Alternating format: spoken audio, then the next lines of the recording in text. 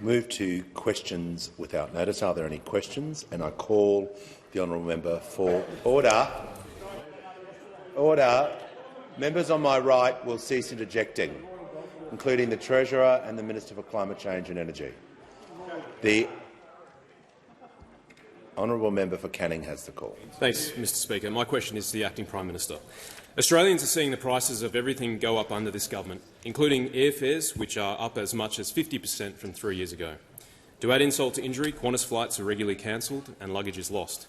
How many times has the Acting Prime Minister taken a Defence VIP flight from Canberra to Avalon Airport to go home from work? The call to the Acting Prime Minister. Well, I thank the Shadow Minister for his question, and certainly these are tough times in terms of the cost of living, and we very much understand the pressures which are upon the budgets of household Australians and businesses, and it is why the focus of our government from the very first day of our election has been on easing the burden of that cost of living, be it seeking to increase the minimum wage, be it providing for more affordable childcare, cheaper medicines, putting downward pressure on our energy bills.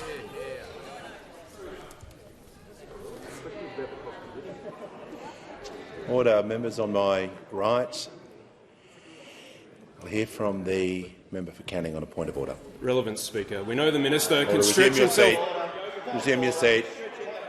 Resume your seat. Order. Member for Deakin. I'll give the order. Members on my left. Give the call to the Leader of the House. Mr Speaker, not only was the Acting Prime Minister speaking specifically on the issues that were in the preamble of that question, every part of the point of order was a deliberate abuse of trying to get up some pre-prepared lines. He knew exactly what he was doing, and it was a complete abuse. Order.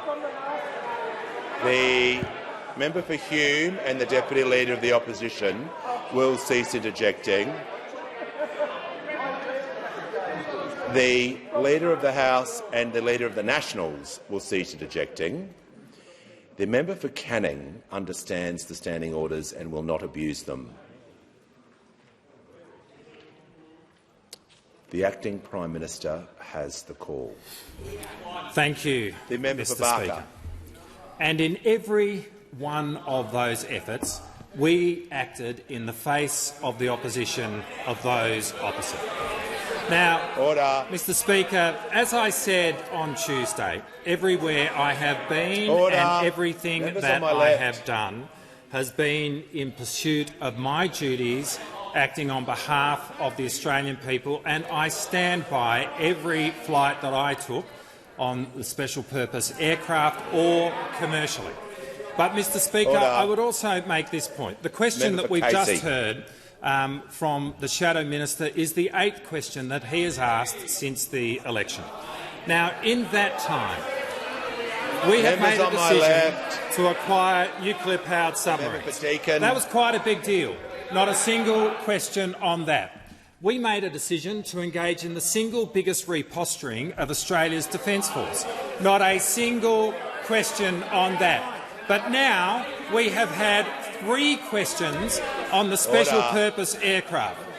Those opposite get 70 minutes each and every parliamentary day to raise the most significant questions facing the Australian people, and this is what the Shadow Minister chooses to raise. And it says everything about a party which gave us 7 different defence ministers in the course of the last decade, who could not make a decision in relation to our submarine capability, opening up enormous capability gaps, and was always in relation, never about the policy, always about the politics. But, Mr Speaker, we didn't need to know that to understand this, because on the 4th of January 2020 we absolutely understood how they were about the politics. When in the face of the biggest bushfires that we had as a country, they used the Australian Defence Force to cut an ad to raise money for the Liberal Party.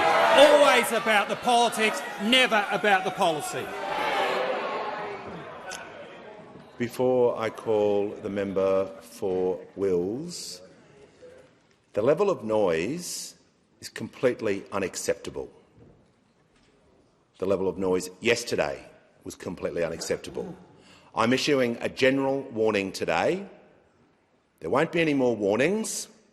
People will just be excluded by their behaviour. Give the call to the member for Wills. Thank you, Mr Speaker. My question is to the Acting Prime Minister. What is the importance of a person honouring their word in managing our international relationships, in our national security and in governing Australia? Order. Give the call to the Acting Prime Minister. I thank the member for his question. On Tuesday, the Leader of the Opposition said on indulgence, "I want to offer very strong words of support to the Prime Minister. We wish the PM every success in the trip because it is important for our country's future." And as our Prime Minister embarked on an important series of engagements in the Indo-Pacific, the sentiment was welcome. But within one day, yesterday, as Hansard now records, the Leader of the Opposition was mocking the Prime Minister for going on this very trip. And, Mr Speaker, this is the starkest insight into the attitude which in government saw those opposite completely trash our international relationships, leaving Australia's global standing in the worst position that it has ever been. It saw the stopping of trade and the loss of thousands of Australian jobs, which this government has had to rebuild. The constant addiction to low-rent politics is why we saw a revolving door of defence ministers give rise to a lost decade in defence policy, but they still had the time to use the Australian Defence Force to cut an ad to raise money for the Liberal Party. But what yesterday revealed the most was the character of the Leader of the Opposition. Yes, there was the trademark anger, the want to wreck. But what we now know is that the value of the Leader of the Opposition's word lasts for precisely 24 hours. What he says today is literally meaningless tomorrow. And when the Leader of the Opposition says that there is an issue above politics, what the Australian people now know is that he is only ever about the politics. And in that, as his position as the Leader of his party actually denotes, he is the genuine heir of the Morrisonian legacy.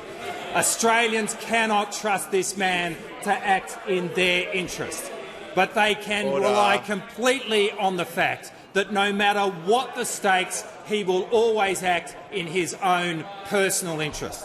For those of us who are a part of the Albanese Labor government, it is genuinely the great privilege of our lives. But that privilege is grounded in our having the opportunity to be in the service of the Australian people. And in that, Mr Speaker, the Albanese Labor government is completely committed to working for Australia. Give the call to the Manager of Opposition Business. My question is to the Minister for Infrastructure, Transport, Regional Development and Local Government. Can the Minister inform the House which of her Cabinet colleagues she consulted with prior to making her decision on the application for additional Qatar Airways flights to and from Australia on July 10? Give the call to the Minister for Infrastructure, Regional Development, Transport and Local Government. Thank you very much, Mr Speaker. And as I said yesterday, as you'd expect, my department undertook consultations with all the relevant aviation stakeholders, and I was well aware of different stakeholder views when I took this decision. As you would know, as a former Minister for Infrastructure in the transport portfolio, as would transport ministers. You would regularly consult with ministerial colleagues, but this is a pretty routine decision that ministers make, in particular a routine decision that Ministers for Transport takes. I certainly consulted with ministerial colleagues, but the decision was mine. Unlike those opposite, we do have a government of ministerial responsibility, and we don't have. Order. We do have a government that runs by ministerial responsibility, and unlike those opposite, who had a Prime Minister who signed himself into all of your ministries because he didn't trust you. Has the minister concluded her answer? Order.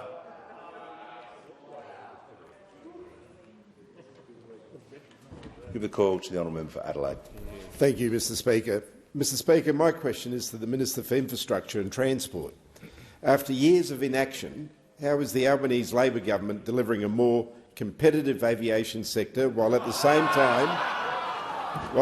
time securing Australian jobs and strengthening consumer rights? Order. The minister will pause. The member for Deakin will leave the chamber under 94A. And I'm going to ask the member to restate the question. And if anyone interjects in this question, they will join the member for Deakin. The member for Adelaide has Thank the you, call. Mr Speaker. Mr Speaker, my question is to the Minister for Infrastructure and Transport. After years of inaction, how is the Albanese Labor government delivering a more competitive aviation sector while at the same time securing Australian jobs and strengthening consumer rights? Give the call to the Minister for Infrastructure, Transport, Regional Development and Local Government. Can I thank the member for Adelaide very sincerely for that question. I know that he knows just how important aviation is to his city and the huge potential Adelaide has as a growing international travel destination. Today I am very proud that the government released the Aviation Green Paper. This is an important step in undertaking consultative and genuine reform of the aviation sector, because this government does understand the importance of Australia's aviation sector to the economic prosperity of our nation and to the lives of all Australians who rely on this critical service. But as we know, the previous government left the aviation policy space in absolute tatters. They gave billions of dollars of taxpayer dollars to Qantas with no strings attached. They stood by, frankly, as Virgin collapsed into administration, only for it to be snatched up by foreign private equity. They saw the mass outsourcing of jobs and a labour hire mess that drove down wages across this sector. Minister will pause. The Manager of Opposition Business on a point of order. Well, Mr Speaker, on relevance, the minister was asked about what she's doing to deliver a more competitive aviation. Resume your seat. The question. The minister will cease interjecting. The question was included years of inaction. She is entitled to compare and contrast as a result of that part of the statement, and give her the call. Thank you, Mr Speaker. As you stated, I was asked about the years of inaction, and of course we saw the previous government give billions of dollars of taxpayer monies to Qantas for no strings attached, stood by as Virgin collapsed into administration, only for it to be snatched up by foreign private equity. They saw the mass outsourcing of jobs and a labour hire mess that drove down wages and conditions across the sector. They commissioned the Harris Review into the Sydney airport, only to spend almost 2 years sitting on it, leaving it for us to sort out. They cut JobKeeper to Donata workers and left those families in the lurch. Well, today marks a turning point. The Aviation Green Paper is an important step in developing our sector out to 2050. We want an aviation sector that maintains Australia's world-leading safety and security standards. We want an aviation sector with stronger consumer protections and that provides secure jobs now and into the future. The Minister will pause. The member for Herbert has been continuing interjecting during this answer and every other answer since I've issued the warning. He will leave the chamber under 94A. This minister will be heard in silence. Minister in continuation. Thank you. We want an aviation sector that is reliable, it is competitive and it is affordable. And that is what Australians expect and deserve from our aviation industry. That's why we've released the Aviation Green Paper today, to gather the views of the aviation sector, people who rely on it and people who are employed in it. The Aviation Green Paper highlights particularly the critical role that aviation plays in our regions, who rely on aviation services to access everything from education to health care. The Green Paper considers how we will transition our aviation industry to net zero, another space those opposite vacated when they were in government. We know the Green Paper wants to look at stronger consumer protections, improvements to complaint handling processes and improved accessibility for people with disabilities. I encourage everyone to engage with that process. We need an aviation sector that is strong in this country. Give the call to the honourable member for Mayo. Thank you, Mr Speaker. My question is to the Minister for Infrastructure.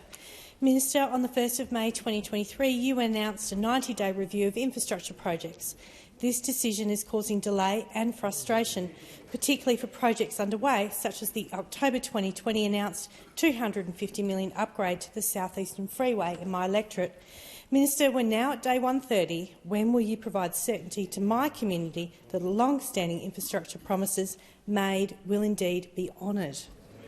Give the call to the Minister for Infrastructure, Transport, Regional Development and Local Government. Thank you, and I thank very much the member for Mayo for both her question and also for her long-standing advocacy for the people of her electorate. I know she has been in this place for a long period of time and feels very strongly about delivering for her community. As I have already said in the media, I have recently received the independent strategic review of the infrastructure investment report. It is a fairly lengthy and complex report, but it does highlight, which I think even the member's question does, just how badly the Liberals and Nationals managed the infrastructure pipeline during their wasted decade. I am considering the report in detail, and a government response to the recommendations will be announced in due course. It does involve complex negotiations with every state and territory. But I can give you some of the highlights from the report today. The review has found, in fact, that in the pipeline that there is $33 billion of known cost pressures. That is what those previous actually presided over. $33 billion of known cost overruns across all infrastructure investment program projects, 41% of the total budget for the infrastructure program. And it also states that there is a very, very high risk of future cost overruns, because this is the mess left by those opposite.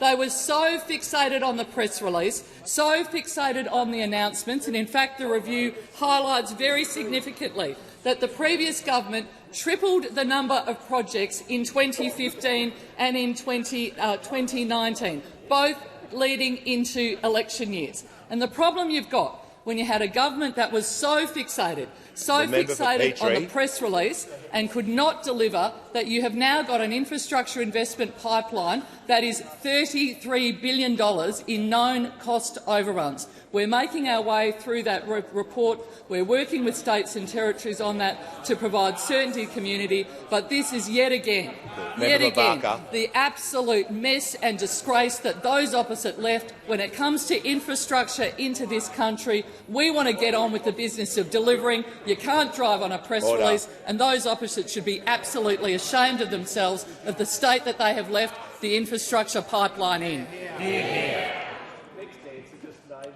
The member for Riverina. The call to the honourable member for Bennelong. Thank you, Speaker. My question is to the Treasurer. What do this week's national accounts say about the importance of responsible economic management, and what approaches has the government rejected? Give the call to the Treasurer. Thanks, Mr Speaker, and thanks to the outstanding member for Bennelong for his question. The national accounts this week provided an important snapshot of our economy. Our economy is steady and sturdy in the face of some pretty intense pressure. It's holding up pretty well despite the rate rises which are already in the system and the slowdown in China.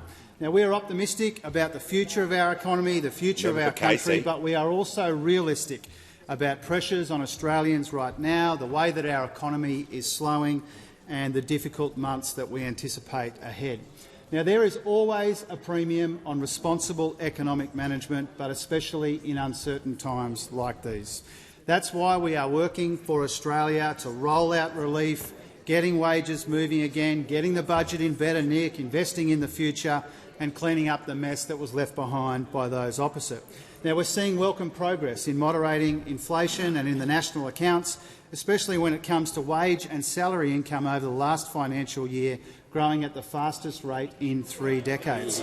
We see it in the fastest employment growth over the last financial year than at any time in any financial year since 1985, Mr Speaker. 500,000 jobs created on our watch, more people in work and earning more, the first surplus in 15 years, all of that putting us in good stead for the uncertainties ahead.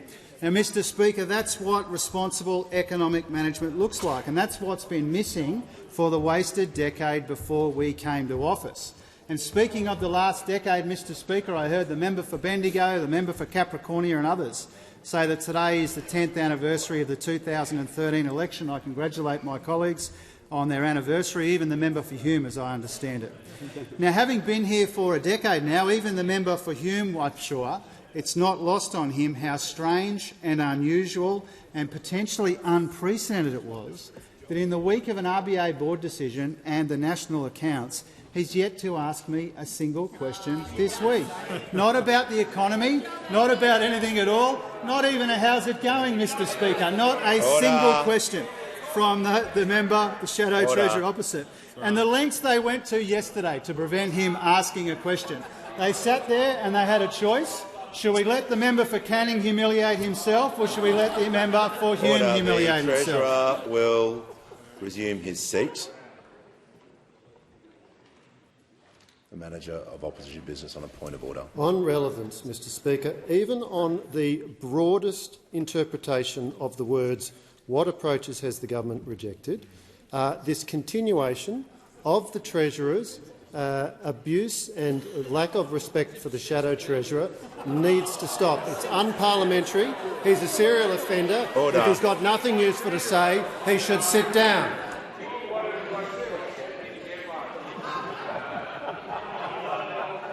The member for Hume has the MPI today. If the member for Hume interjects once more, we will not be having an MPI. That's your responsibility. Just going to ask the Treasurer to return to the question. Thank you, Mr Speaker. You make a good point. The Shadow Treasurer does have the MPI today, and it's a reminder. It gives the press conferences before question time and the speeches after question time, but never in prime time. Never does he ask me a question in prime time when the nation is watching. And that's because the responsible economic management that we are providing is unrecognisable to those opposite, because they spent the best part of a decade making a mess of our economy and a mess of our budget, and I spend a great deal of my time cleaning it up. Give the call to the Honourable Deputy Leader of the Opposition. My question is to the Minister for Infrastructure and Transport. Can the minister confirm the date the Prime Minister or his office was informed of her decision on the application for additional Qatar Airways flights to and from Australia? Give the call to the Minister for Infrastructure and Transport, Rick. The member for Barker will leave under 94A.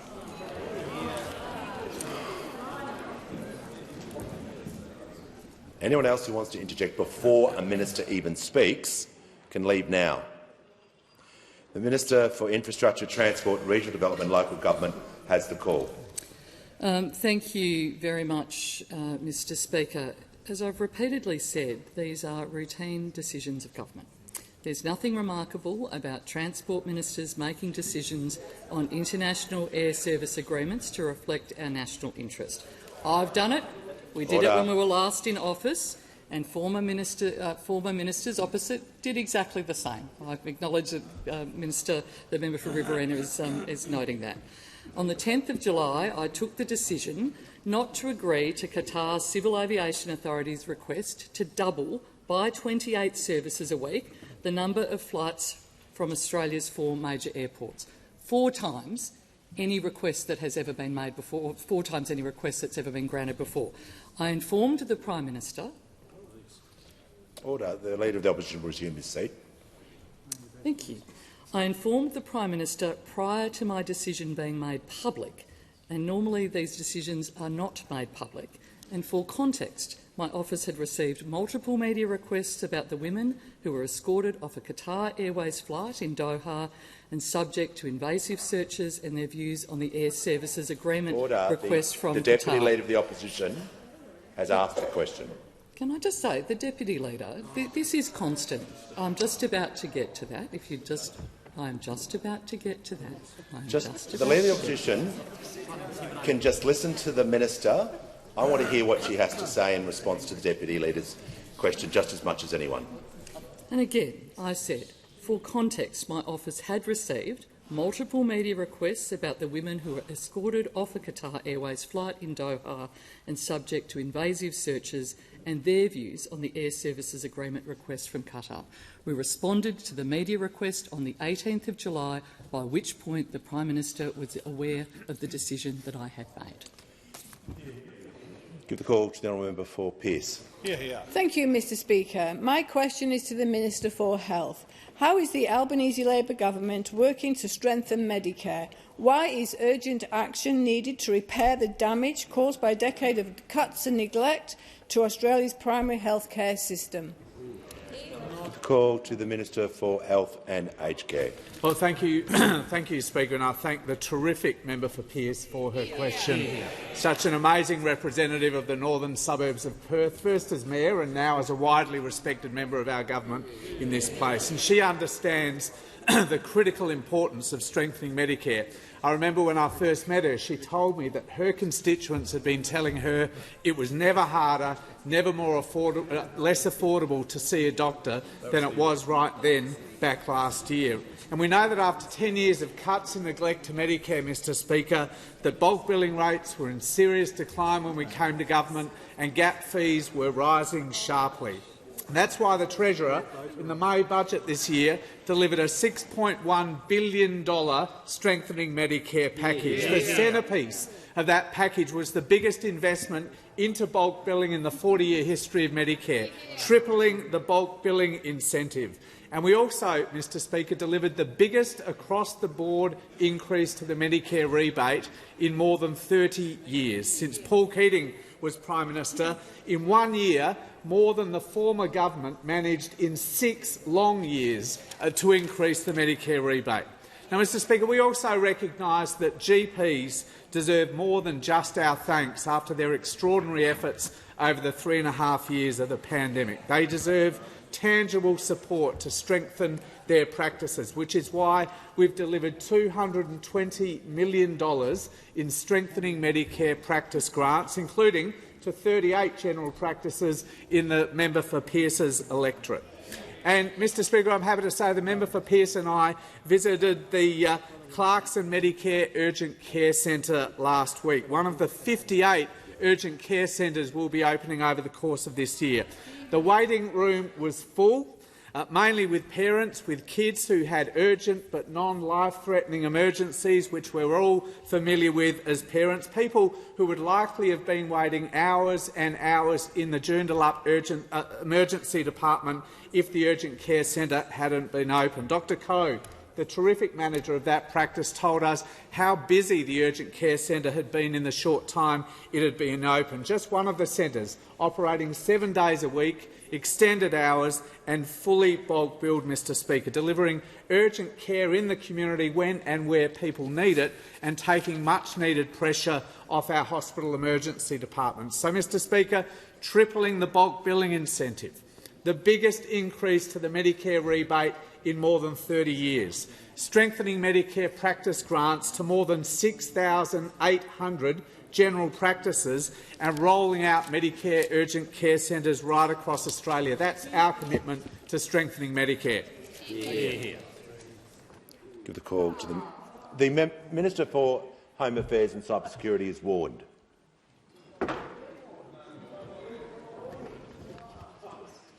The member for Hume. Thank you, Mr Speaker. My question is to the Minister for Infrastructure and Transport. Can the minister confirm the exact date when the Prime Minister or his office were informed of her decision on the application for additional Qatar Airways flights to and from Australia? I'm just going to ask the member to restate the question. To the Minister for Infrastructure and Transport, can the minister confirm the exact date when the Prime Minister or his office were informed of her decision on the application for additional Qatar Airways flights to and from Australia? Give the call to the Minister for Infrastructure, Transport, Regional Development and Local Government. Thanks. Can I thank the member for Hume for his question and also for restating it? I genuinely didn't hear the last part of the question there. As I just said previously, I took the decision on July 10 not to agree to Qatar Civil Aviation Authority's request to double their flights into Australia. I informed the Prime Minister prior to my decision being made public. This is not something that's routinely done. You normally would not. The Minister will pause. The Leader of the Opposition on a point of order. Speaker, this is the second attempt to ask the minister for a direct answer. The question is— Order. Members on my right. The question is deliberately drafted in accordance with your previous directions about the tightness of questions. There can be no ambiguity about what is being asked. The minister has been asked for a second time, and I seek your ruling, Mr Speaker, in relation to whether the minister is relevant to the question that has been asked. Well, the minister has entitled to a preamble. She's had 30 seconds in. A point of relevance has been taken. She's so far mentioned a date that I heard her say. I'm going to listen to her carefully to make sure her answer is relevant to the question. Under the standing orders, her answer must remain relevant to the question. Thanks. As I said, I took the decision on July 10, so that's the first date that you've asked. I did inform the Prime Minister prior to my decision being made public, and it's not something that is— Order. It is not something that is routinely done. I doubt very much whether the former minister did. The member for Bowman will leave the chamber under 94A. Thank Minister you. will pause. This is not an excuse to be— that was to be simply yelling at anyone at the dispatch box. Minister, in continuation. Thanks. And as I said, for context, I had received multiple media requests about the women. That is well canvassed now. I responded to the media request on the 18th of July, by which point the Prime Minister was aware of the decision I had made. In that same conversation I had with the Prime Minister, he let me know that he had had a conversation with the Virgin CEO, which he has canvassed. We're moving to the next question. You may ask me a question at the end of question time. What's your point of order? In relation to disorderly conduct in this chamber, I seek your clarification, Mr Speaker, in relation to the conduct of the minister. The minister was asked a specific question on 2 occasions. Resume your seat.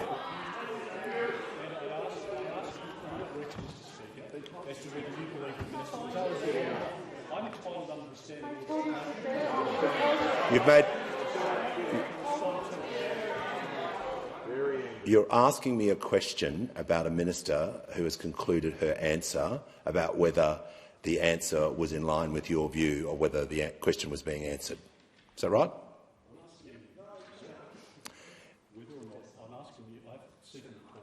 To raise a point of order. The Leader of the Opposition has the call. Much, Mr Speaker. I'm asking for your... this has been a fairly volatile question time. You've excluded a number of colleagues, Order. Mr Speaker, and so in efforts to help you... Well, Mr Speaker, I mean the Minister interjects. The standing orders operate equally to each side. I'm trying to make a point, Mr Speaker, to you. We'll get on with it. Well, I will. And the point, Mr Speaker, is that the Minister has been asked with a specific question whether or not she can nominate the date. Now, if she wants to take it on notice, that's fine. But the point is, Mr Speaker, that she cannot be in order, and I seek your clarification as to whether or not you'll enforce the standing orders to instruct the Minister to answer the question that's been asked. Order. I hear from the Leader of the House. Mr Speaker, under standing orders and under practice, a point of order is taken about an event at the time. The point of order on direct relevance was taken at the time. Your ruling was given immediately. The answer has now concluded. What's just been put by the Leader of the Opposition, maybe it's a question to the Speaker, I don't know, but it's certainly no longer a point of order because the question's concluded. There's no ruling you can possibly make. Under the standing orders, page 53, on Standing Order 104, I'll read for the benefit of the House so people understand exactly what we're talking about. When it comes to answers of ministers, 104A, an answer must be directly relevant to the question. A point of order regarding relevance may be taken only once in respect of each question, and the duration of each answer is limited to 3 minutes. The Leader of the Opposition took a point of order on relevance. I explained to the House where I was at with dealing with the minister. There is nothing in the standing orders to allow the Leader of the Opposition to simply get up and say, at the conclusion of an answer, was that answer fulsome, was that answer enough? So if there are questions, I'm happy to take them at the end of question time to do with the administration of the parliament. In the meantime, we're going to move to the next question. I'm going to give the call to the honourable member for Werriwa. Thank you, Speaker. My question is to the Attorney-General. What work are the Australian Federal Police and the Australian Centre for Counter Child Exploitation doing to tackle the scourge of child sexual abuse, and how can Australians help? Give the call to the Attorney-General.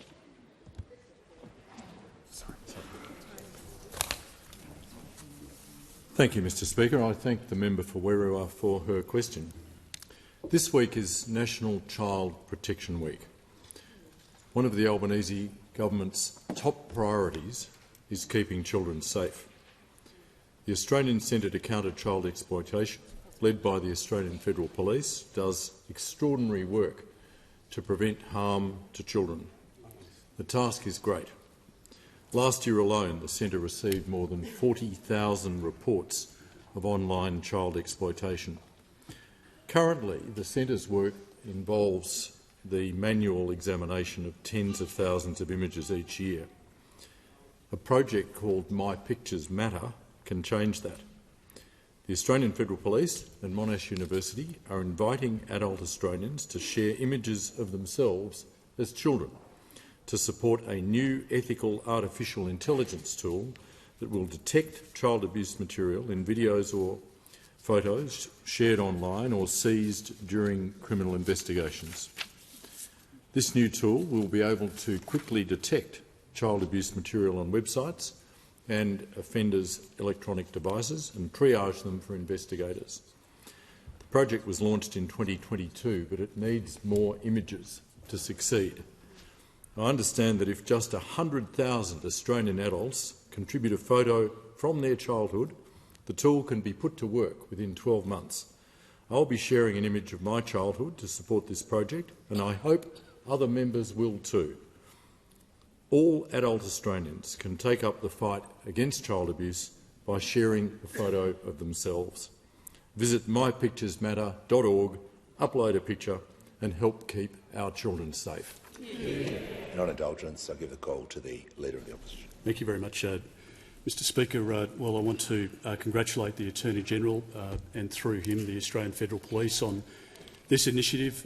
The technology that the Attorney-General refers to has led to breakthroughs in investigations already, and that it goes to the next stage is a great credit to the investigators and those who run the Australian Centre to Counter Child Exploitation. When you visit the centre, you can sense the palpable dynamic there, the not-for-profit organisations who are there with the investigators, providing support to victims, but also helping to disseminate a message of information and awareness. And as the Attorney-General rightly points out, during this week I'd encourage all Australian families and parents to go to the Australian Centre to Counter Child Exploitation website. There are 5 steps, 5 messages there that the ACE is asking parents to be aware of, and it's an engagement, having a conversation, an awareness of what your kids are looking at online, even though it's difficult to have that conversation. It's about reporting the information to the authorities so that another victim can't fall to the hands of one of these monstrous individuals. There's a lot more information, particularly around the protections, the settings on phones and on devices. It's the most important issue that our country can deal with in protecting our children, and we stand with the government in providing additional resources and every effort and support to those who are working at the Australian Centre to Counter Child Exploitation. I give the call to the Leader of the Opposition. Thank you very much, Mr Speaker. My question is to the Minister for Infrastructure, Transport, Regional Development and Local Government. Can the Minister confirm the exact date the Prime Minister or his office were informed of her decision on the application for additional Qatar Airways flights to and from Australia? The call to the Minister for Infrastructure, Transport, Regional Development and Local Government. I refer to my previous answer. Give the call to the honourable member for Macon. Thank you, Mr Speaker. My question is to the Minister for the Environment and Water. How is the Albanese Labor government acting to protect Australia's threatened species, and what are the threats facing our native plants and animals? Call to the Minister for the Environment and Water. Thank you so much, Mr Speaker, and I want to thank the member for Macon, who I know is a great fan of our beautiful Australian wildlife. We saw members of parliament from both sides today and from this chamber and the other place visiting our wonderful animals brought into parliament by Aussie Ark, Wildbark, Priam, Australian National Botanic Gardens and ACT Wildlife, bringing those animals and plants in for Threatened Species Day. I want to thank the conservationists who brought the animals in, the scientists who came in today and the volunteers who care for injured animals. We saw all of them bringing little Tassie devils, Charlie and Lola, Pebbles the wombat, Banjo the blue-tongued lizard, Marshmallow the python, a glossy black cockatoo called 50, Marla the joey and a range of other very beautiful Australian animals. It really was a celebration of native wildlife today, Mr Speaker. So thank you to those who brought the animals in, and thank you to the members of parliament who came along to see them. But of course, Threatened Species Day has a very serious message as well. And today we released a number of additional documents that will better protect our threatened species, including a document for consultation on how we deal with the enormous threat that is feral cats in Australia. We know that cats kill about 6 million animals in Australia every night. Cats kill about 6 million animals every night. We know that they've played a role in about 2/3 of extinctions that have already occurred in Australia, and that there are about another 200 animals on the threatened species list that are vulnerable to cat predation. So we're releasing a consultation document because we know that, of course, there is a role for the Commonwealth Government, there's a role for state and territory governments, and there is very certainly a role for local councils and other organisations in dealing with the threat posed by cats attacking native animals. We saw a great example of one of the responses to feral cat predation, and that was the Felixer machine, one that we are seeing rolled out across Australia, dealing with feral cats. We want to make sure that we provide cat-free environments, islands and fenced areas and other solutions to prevent feral cats attacking Australian animals. Mr Speaker, our government is investing $500 million in protecting against these threats. Before I call the member for Warringah, thank you, Mr Speaker. Before I call the member for Warringah, I just do want to welcome. I'm pleased to inform the House that present in the gallery today is Ms Anne Genete, the member of the French Parliament and President of the France-Australia Friendship Group. On behalf of the House, welcome to the Australian Parliament and Question Time. And in the Northern Gallery today, we have school students from Mitcham Primary School and the member for Boothby's electorate. That way. And I give the call to the member for Warringah. Thank you, Mr Speaker. To the Treasurer, small businesses make up 97.5% of businesses in Australia, and they are facing a perfect storm of impossible cash flow situations with high interest rates and increased levels of debt from COVID, delayed rents now falling due and also rising. Add to this high energy prices, supply and staff shortages and a downturn in consumer confidence and spending, and many are facing closure. What additional measures will the government consider, including delaying ATO reporting requirements, to assist them through this difficult period? Give the call to the Treasurer.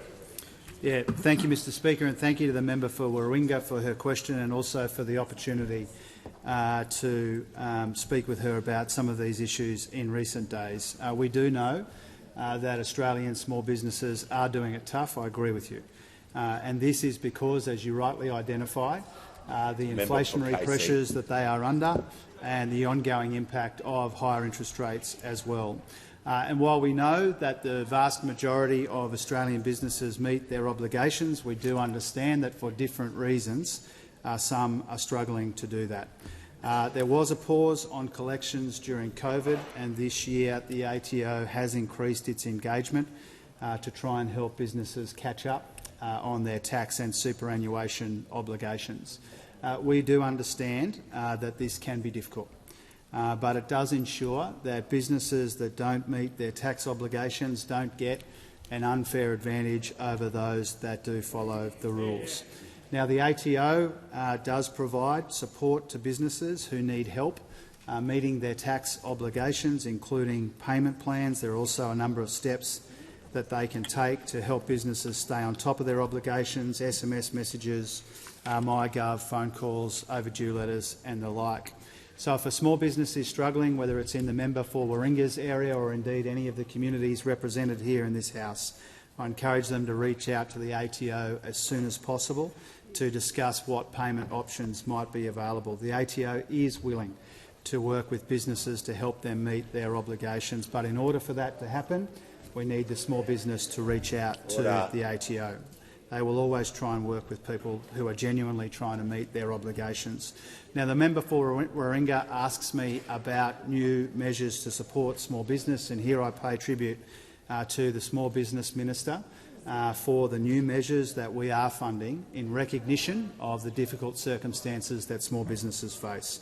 Whether it's the Small Business Energy Incentive, whether it's the targeted energy bill relief that those opposite voted against in this place, whether it is the instant asset write-off, the industry growth plan in the Industry Minister's portfolio, the cyber wardens. And this comes on top of course, all of the support we're already providing, digital solutions, changing the Commonwealth procurement rules to favour small businesses, help with unfair contract terms, making sure small businesses are paid on time, the work we're doing on the franchising sector. All of this is in recognition of the genuine pressures that small businesses in particular are under. We are grateful for the representation of the member for Warringah.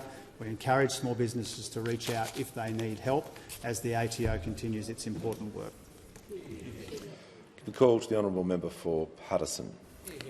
Thanks, Mr Speaker. My question is to the Minister for Workplace Relations and Employment. How does the Albanese Labor government's Closing the Loopholes bill help deliver pay and conditions working Australians are entitled to? And has there been any misinformation in response to this bill? Order. give a call to the Minister for Employment, Workplace Relations and the Minister for the Arts. Order. Sorry, just to raise the tone. Mr Speaker, thank you very much. And I want to thank the member for Paterson for the question. Someone who in particular her whole time here has been calling on this parliament to close the labour hire loophole that affects so many of the miners in her electorate. Now, when we were announcing the closing loopholes legislation, a few months ago an ad campaign started. And I said right from the start that the ad campaign was incorrect and the legislation was never going to do what the ads were claiming, that somehow you'd lose the capacity to pay someone who has a lot of experience a different rate to someone who is brand new. And so now that legislation is there, that ad of misinformation, I'm pleased to tell the parliament they've stopped it. They've now replaced it with 2 ads of different forms of misinformation. And I just want to explain one of those 2. It's an ad authorised by the National Farmers Federation. And the National Farmers Federation, I've been dealing with them for a long time, right back to when I was Agriculture Minister. As an organisation, they often provide very good advice on policy. They've never been that good when it comes to rights of workers, historically. They just haven't been. Now, in the ad, no, it's about National Farmers Federation. Order. In the ad that they've launched, they've said,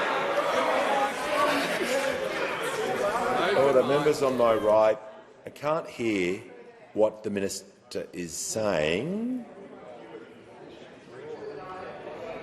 because there is far too much noise in the chamber. I want to hear from the member for Wannon on a point of order. Speaker, the NFF aren't here to defend themselves. Resume your seat.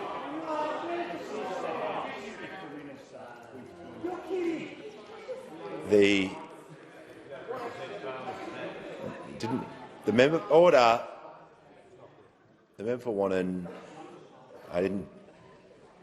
You're asking for a withdrawal on behalf of an organisation outside the parliament. Is that the point of order? Order. I think resume your seat. Yes. The Leader of the House to the point of order. I think the standing orders apply the same to employer organisations as they do to worker organisations. Exactly the same. Order. The Minister will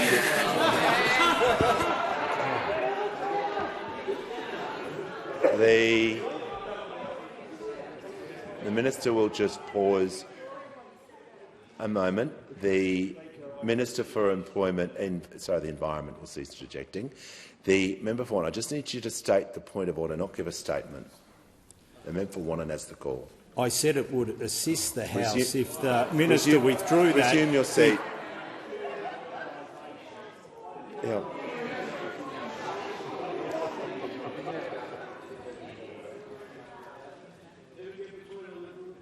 The member for McEwen will leave the chamber under 94A. I didn't hear what he said. Before the member for McEwen leaves, I just want to see if he can withdraw his statement that he just said, because I didn't hear what it said, but I'm just going to ask him to come back and withdraw. Let the grown-ups talk. I withdraw. Order. The member for McEwen will leave the chamber. Order. The member for Casey is on thin ice, very thin ice. Just going to continue with the minister's answer. Thanks, Mr Speaker. And it might help if I explain what's in the ad. So the ad claims that the labour hire loophole is going to affect farms and therefore is going to affect prices at supermarkets. That's the argument in the ad. Now, I thought, well, hang on. The labour hire loophole only applies if you have an enterprise agreement. So how many farms in Australia have an enterprise agreement that this loophole could possibly be used? And yet certainly there's some, but as a percentage of the industry to work it out. So I went to the regulatory impact statement that was prepared independently for the bill. And I'll admit here there are rounding errors. But for the sector, where they say proportion of employees on enterprise agreements, so there'll be a rounding error here, it's only to the nearest 1/10 of 1%. But the figure is 0.0. 0.0%. And so I thought, well, what could it be that they're opposed to in the bill? If they're not affected by the one that's actually in the ad, it's not exactly gig economy work. So many of the casuals are itinerant, they never qualify for the casuals exemption, but there is one part that the bill closes down that is a real problem in agriculture, and it is wage theft. That is the measure most relevant. Take cases of people like Kate Sue, paid $4 an hour picking oranges, who went to a dumpster diving to get food at the back of a Coles because she wasn't earning enough money. Talk to the Ombudsman who found the mango farmer who, out of 12 workers, 4 were paid nothing and the others were paid as little as $2.68 an hour. They are affected, but the ads are dishonest. The member for Riverina. I want you to be quiet. The Leader of the Opposition has the call. Thank you very much, Mr Speaker. I seek leave to move the following motion. That the House, 1, expresses its concern that this government appears to have done a sweetheart deal with Qantas Airways to block the application for additional flights to and from Australia by Qatar Airways. 2, notes that the Minister for Infrastructure, Transport and Regional Development, A, has failed to give any clear or consistent explanation for this decision, has offered up to 9 different explanations, and C, has shown she has a selective memory, being somehow unable to recall any details of discussing the matter with Qantas, the principal financial beneficiary of her decision, even though she does have recall of other meetings she had over this matter. 3, condemns the Albanese government for decreasing competition in the aviation market and increasing air travel prices for Australian families. 4, reminds the Albanese government that it promised before and after the last election to be transparent and honest with the Australian people. And 5, notes that the Albanese government has clearly broken this promise with its efforts to avoid a proper scrutiny in the House regarding its sweetheart deal with Qantas. Is leave granted? The Leader of the Opposition. Thank you very much, Mr Speaker. I seek leave. Thank you very much, Mr Speaker. I move that so much of the standing orders be suspended as would prevent the Leader of the Opposition from moving the following motion. That the House, 1, expresses its concern that this government appears to have done a sweetheart deal with Qantas Airways to block the application for additional flights to and from Australia by Qatar Airways. 2, notes that the Minister for Infrastructure, Transport and Regional Development, A, has failed to give any clear or consistent explanation for this decision. B, has offered up to 9 different explanations. And C, has shown she has a selective memory, being somehow unable to recall any details of discussing this matter with Qantas, the principal financial beneficiary of her decision, even though she does have recall of other meetings she had over this matter. 3, condemns the Albanese government for decreasing competition in the aviation market and increasing air travel prices for Australian families. 4, reminds the Albanese government that it promised before and after the last election to be transparent and honest with the Australian people.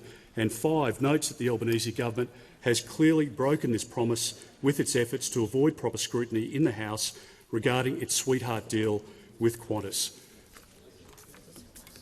The Leader of the House. Under Standing Order 47E, I'll require, given we effectively had this debate yesterday, I'll require that this be dealt with immediately after the MPI.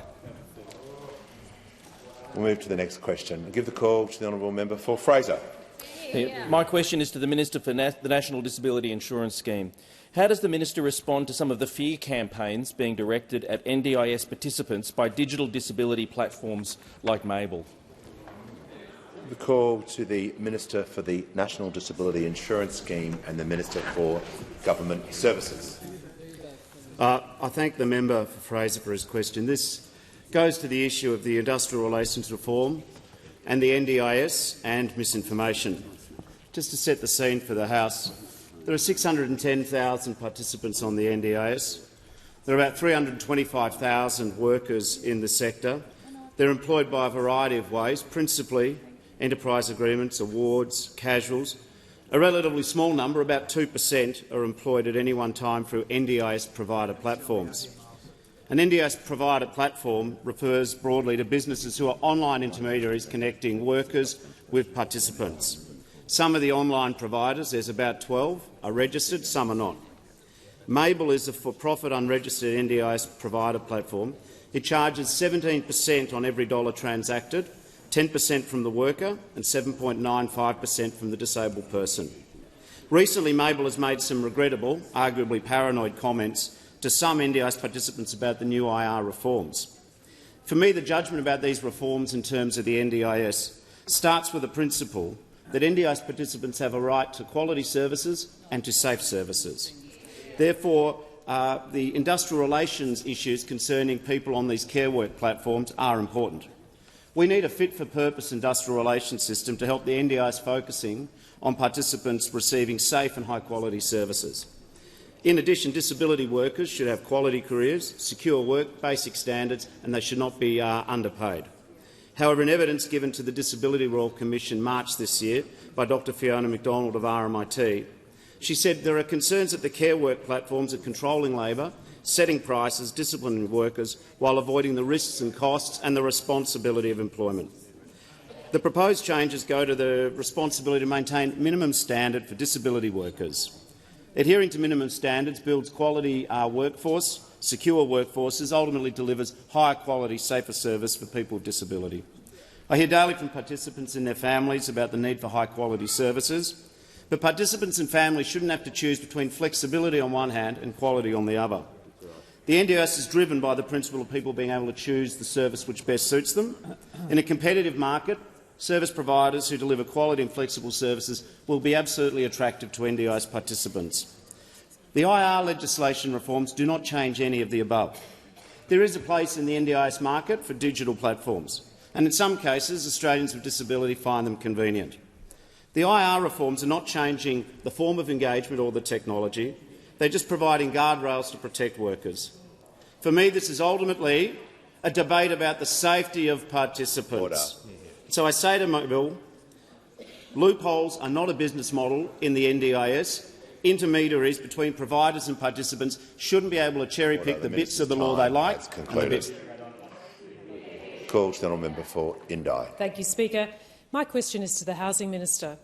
I acknowledge the government's commitments of $500 million to the Housing Support Program, $2 billion for the Social Housing Accelerator and $3 billion through the New Homes Bonus. But despite 1 in 3 Australians living outside a major city, not one of these announcements is dedicated to funding housing in regional, rural or remote Australia. Why won't this government guarantee funding for dedicated housing supply in regional Australia?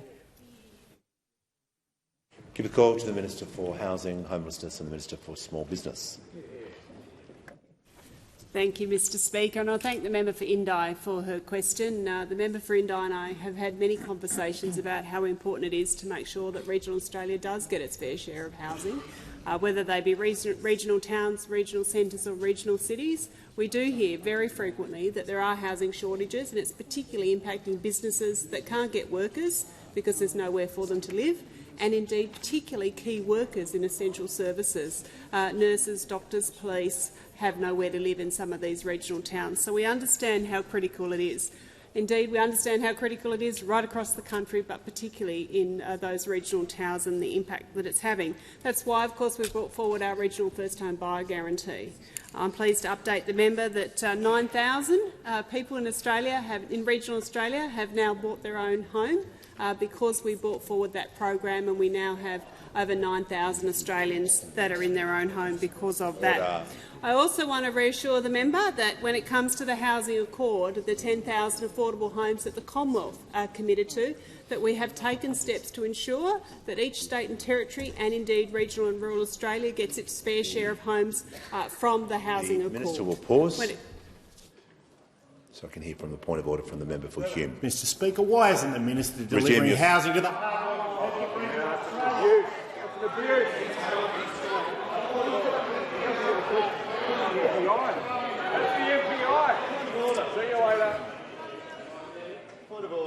I'll hear from the Leader of the House.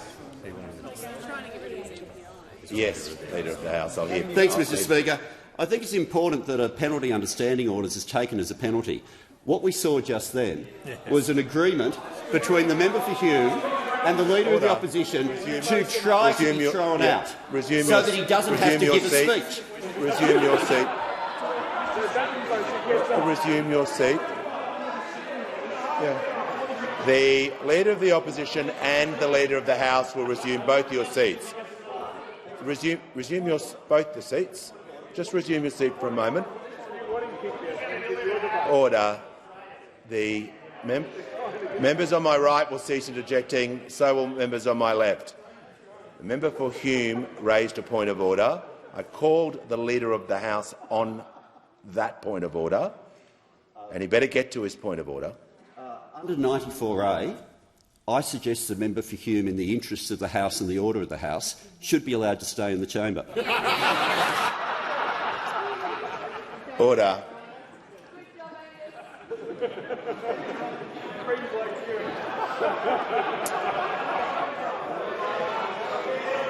Order. The member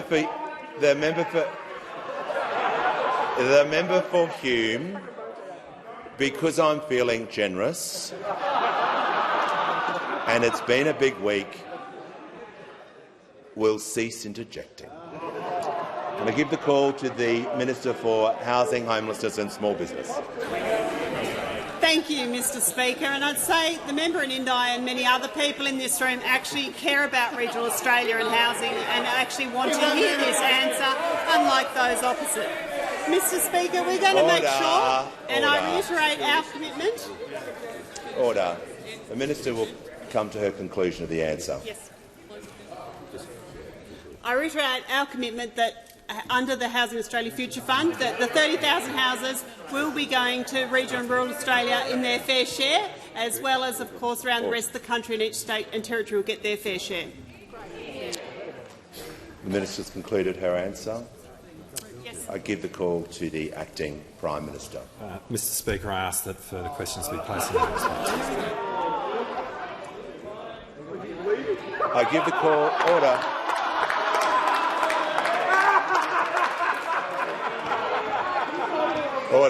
Order. The members on my right will cease interjecting.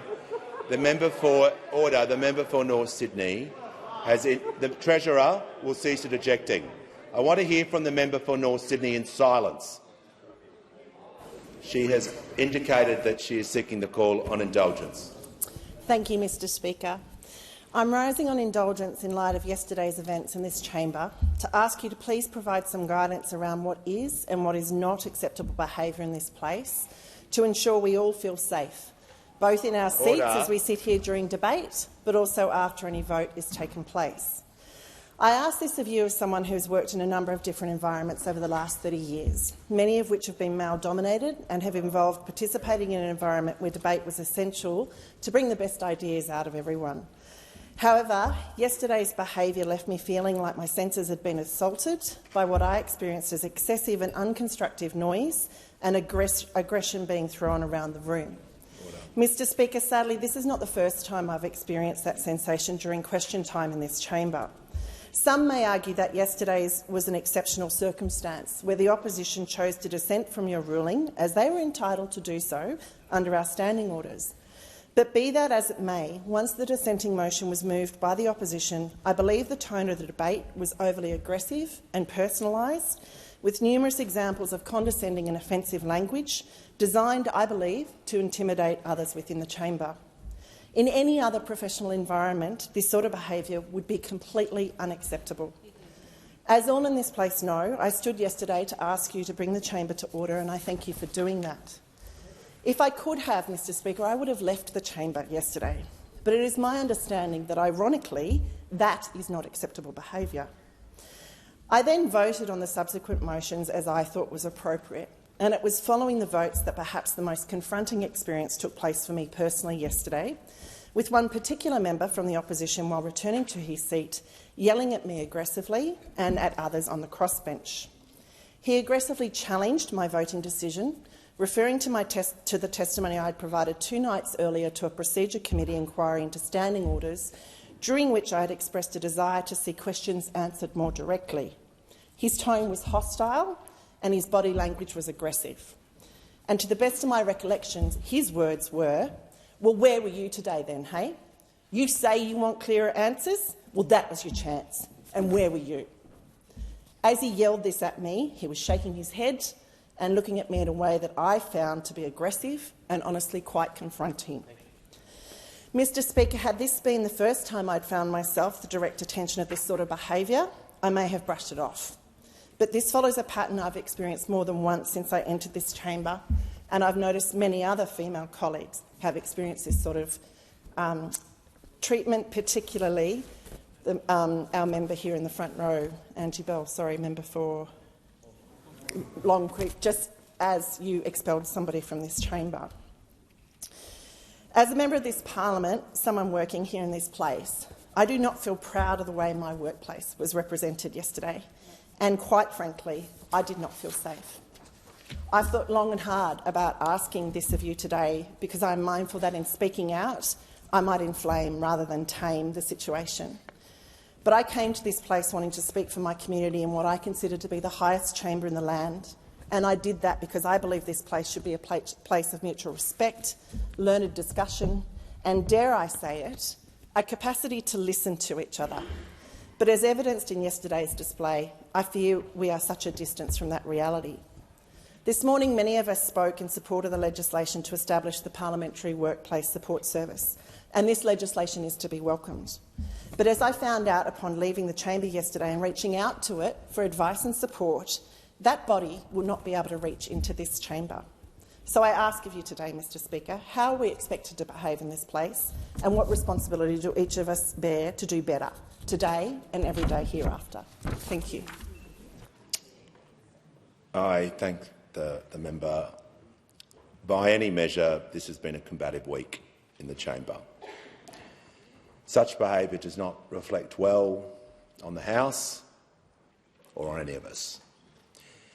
It's expected that parliamentary debate will expose differences of opinion, but we have to find ways of engaging in debate that also maintains respectful behaviour.